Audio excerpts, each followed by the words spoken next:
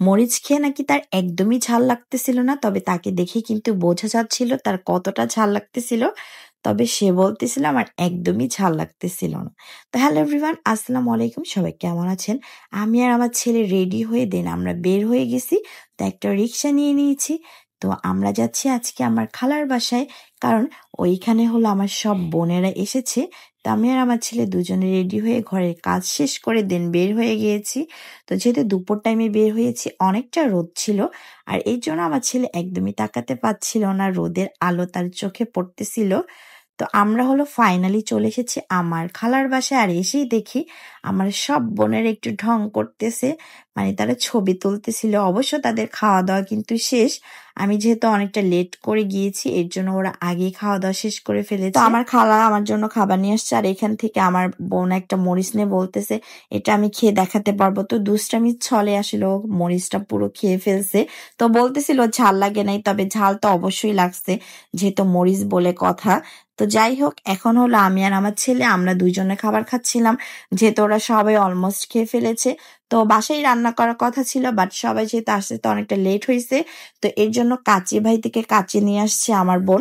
তো অনেক অনেক ধন্যবাদ তোমাকে আমাদের জন্য এত সুন্দর একটি আয়োজন করার জন্য। এটা মূলত ভাই বোনদের একটা পার্টির অনুষ্ঠান, ছোটখাটো আসলে। আমরা ঘরোয়াভাবে সবাই অনেক মজা করেছি।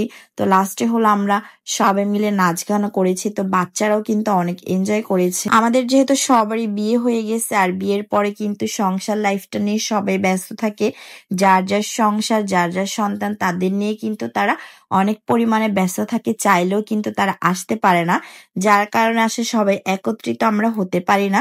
তো আজকে আমরা সবাই একত্রিত হয়েছি আর অনেক মজা করেছি, আর এই দিনটি কিন্তু আমরা কখনোই ভুলতে পারবো না, আজকের দিনটি। তো আশা করি আমরা আবার একসাথে হব ইনশাল্লাহ।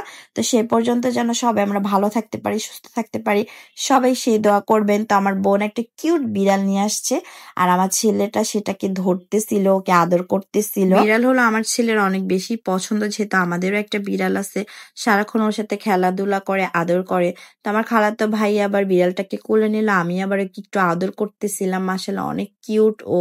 তো একটু ভয় পাচ্ছিল, এর জন্য পাশের রুমে চলে যাচ্ছে।